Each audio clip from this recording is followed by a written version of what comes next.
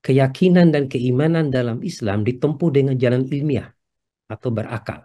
Sebaliknya, kepercayaan di luar Islam, agama-agama lain, mendahulukan iman atau percaya dogmatis yang persisten dan permanen, tanpa dibolehkan bertanya dan bersifat sangat dogmatik.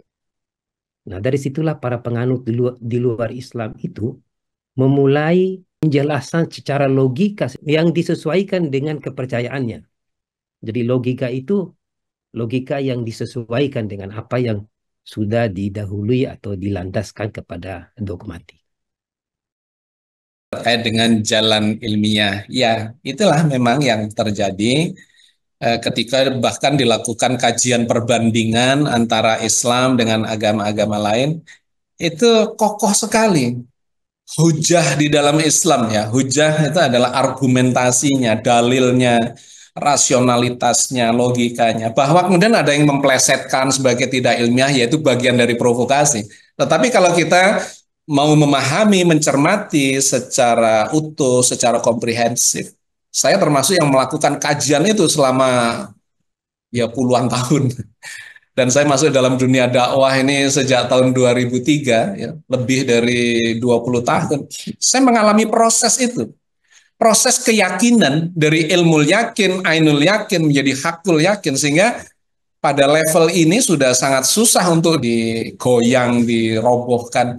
Karena saya mendapatkan bukti-bukti empirik secara spiritual dalam kehidupan saya seperti mudah-mudahan yang diajarkan Nabi Ibrahim itu. Wa ana ala dzalikum minasyahidin.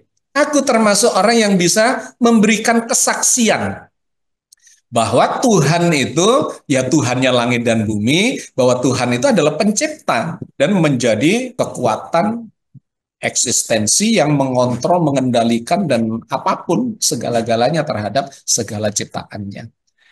Ya, jadi poin pentingnya adalah bahwa agama ini memang diajarkan secara akal sehat dengan jalan keilmuan, disuruh mengeksersis sampai dapat keyakinan yang levelnya itu hakul yakin.